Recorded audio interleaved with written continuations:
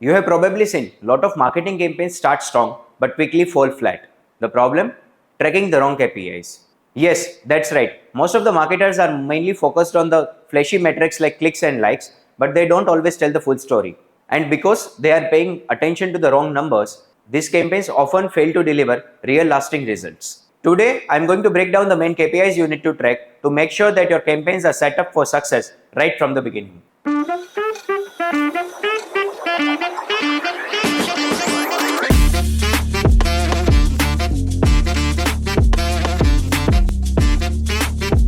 Hello guys, I am Yash Mehta and I have been a digital marketer for more than 7 years now. My goal with this channel is to bring you every aspect of digital marketing so that you never have to look anywhere else for all your marketing related queries. So hit that subscribe button right away to never miss a video again. Now without any further delay, let's get down to business. In this video, I'll guide you with the essential KPIs you need to focus on before launching any marketing campaign. We will cover 3 key areas: foundational metrics such as revenue and customer lifetime value, advanced metrics that most marketers overlook, channel specific KPIs, best practices for effectively tracking and analyzing these KPIs. Plus, I'll share insights on how to leverage these metrics to optimize your campaigns for better results. Let's get started. Alright, first things first, let's talk about the foundation KPIs that you absolutely cannot ignore while starting a marketing campaign. There are 2 foundation KPIs, revenue metrics and customer value metrics. First up, we have revenue metrics, which are critical for understanding your financial effectiveness of your campaign. 2 of the most important revenue metrics that you need to keep an eye on are return on ad spend and customer acquisition cost. ROAS is an important one, and it's basically how much revenue you are making for every dollar that you spend on ad. Sounds simple, right? But here is the catch. ROAS can actually be misleading at times. Why? Because a high ROAS doesn't necessarily mean that your business is growing sustainably. For example, if you are spending very little and you are making only marginal gains, your campaign might look successful on the dashboard but could be missing bigger picture. It indicates that you are not maximizing your potential or reaching your goals. On the other hand, we have CAC, which tells you how much it costs to acquire a customer. This number is super important because if you are spending more to acquire a customer than they are worth, well, you are going to end up in the trouble very quickly. Keeping CAC low while maintaining high quality leads is essential for profitability. So, while ROAS gives you a broad view of your campaign's performance, CAC helps you understand whether you are gaining value from each customer or not. Now, on the next set of foundation KPIs, customer value metrics. This helps you understand the worth of your customers over time. In this metrics, we will talk about 2 things: customer lifetime value, CLV, and another CLV to CAC ratio. First, let's understand what customer lifetime value is. CLV tells you the total revenue a customer is expected to bring in over the course of their relationship with your business. This is incredibly important because it allows you to see whether you are overspending to acquire the customers as compared to how much they are worth to your business. It also helps you make informed decision about how much you can invest in acquiring the customer while still maintaining the profitability. Now let's talk about CLV to CAC ratio. CLV to CAC ratio essentially tells you that how sustainable your business is. A higher ratio indicates better business sustainability, as it means you are gaining more value from your customers than you are spending to acquire them. For example, if your CLV is 3x your CAC, you are in a good spot because it means for every dollar you spend, you are getting 3 back over time. But if that ratio starts to dip, like say to 1:1, you are barely breaking even, and that's a bad sign for long-term sustainability. By understanding these ratios, you can make informed decisions that can improve your business profitability and sustainability over time. Alright, now that we have laid the foundation, now let's talk about advanced KPI that most marketers miss out on. These are the KPIs that can take your campaign from good to great. Advanced KPIs gives you insights into how your customers interact with your brand and the overall quality of your campaigns. We will be focusing on 2 key areas: customer journey metrics and quality metrics. First, let's talk about customer journey metrics. It measures various touchpoints and interactions a customer has with the brand throughout the buying process. This metrics helps business understand how effectively the marketing efforts guide potential customers from initial awareness to purchase and beyond. The first thing you need to track is the time to first purchase. This is the amount of time a new customer takes to make a first purchase after interaction with your ad. A shorter time means your message is spot on and your funnel is working well. But the time to first purchase is longer. It could mean that there are gaps in the customer journey, such as unclearing messaging, a complicated purchase process, or low perceived value. Next is multi-touch attribution value. This matrix helps you understand which touchpoints along the customer journey are contributing most to conversions. For example, a customer might click on a Facebook ad, receive a follow-up email, and then eventually purchase after making a Google search. Without multi-touch attribution, you would miss out on understanding the importance of Facebook ad or the follow-up email in the final sell. It is crucial for optimizing your campaign because it shows you where to double down on effort. Then there is cross-channel influence score. This one tells you how different marketing channels are working together to influence a purchase. Today's customer journey is not linear. People may interact with your brand across multiple platforms before converting. For example, a user might see your brand's ad on Instagram but later search for your product on Google to complete the purchase. Without tracking cross-channel influence, you might assume that Google ads were sole contributor to the conversion, overlooking the role of your Instagram ad. If you are not tracking this, you are missing a huge part of the story. Now let's understand quality metrics. This metrics gives you insights into the overall quality of your customers and campaigns, ensuring that you are not just driving the traffic, but traffic that converts and sticks around. The first thing to look at is the new customer repeat purchase rate. This tells you how often your customers are coming back to make another purchase. A higher repeat purchase rate shows that your customer retention efforts are working well and you are building lasting relationships with your customers. Next up is the campaign specific customer churn rate. This tracks how many customers you are losing because of a specific campaign.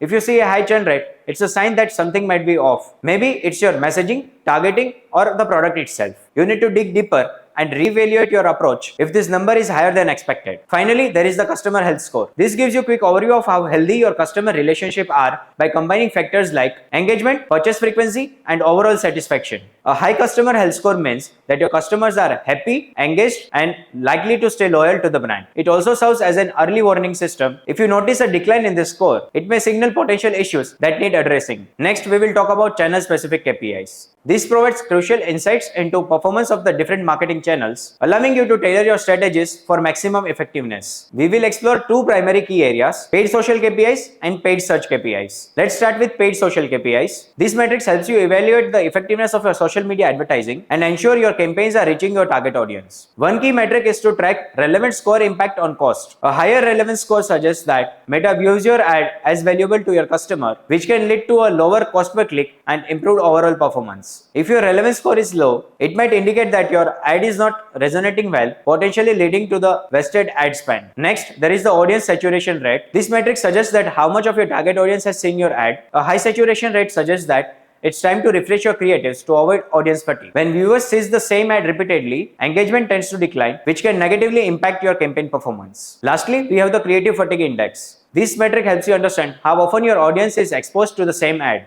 By keeping an eye on this index, you can identify when it's time to update your ads to maintain your audience interest. Now, let's shift our focus to paid search KPIs. These metrics are essential for assessing the performance of your search campaigns. The first KPI to track is the quality score ROI impact. Quality score plays an important role in defining your ad position and the cost per click. A higher quality score can lead to lower CPC, resulting into a better return on investment. If your quality score is low, it indicates that your ads or landing page needs optimization to improve your relevance and user experience. Next, we have the search impression share lost. This metric tells you that how often your ad fails to appear because of budget constraint or low ad rank.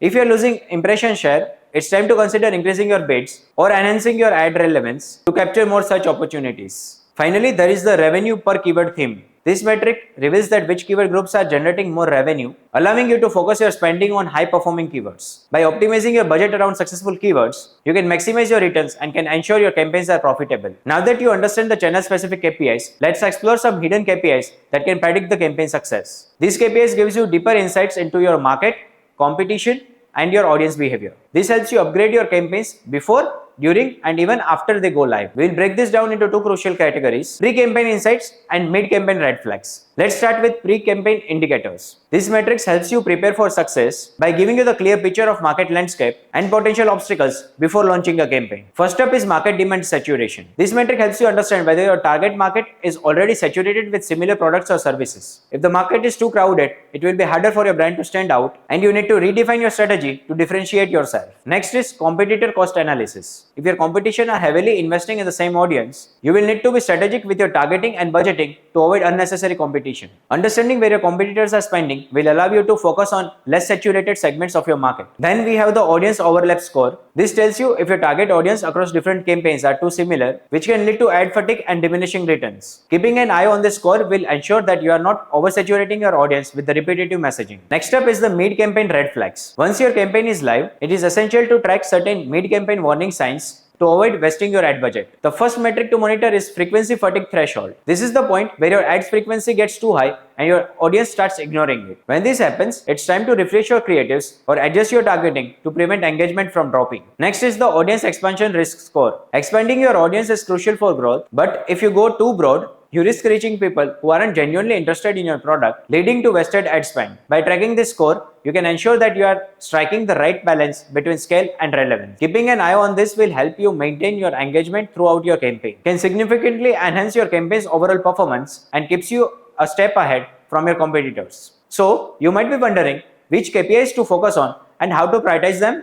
It depends on four things: business model, sales cycle, average order value, and industry type. For example, a B2B business with a long sales cycle will prioritize different KPIs as compared to B2C e-commerce business with a shorter sales cycle. Now that you have got a deeper understanding in the metrics you need to track, it's time to put this knowledge into action. Remember, the success of your marketing campaign not only just depend on getting clicks and views, but tracking the right KPIs that drive real value for your business. If you found this video helpful, then please like, share, comment, and subscribe for more insights on digital marketing. If you have any questions, drop them in the comment below and I will be there to help you out. Thanks for watching and I will see you in the next video.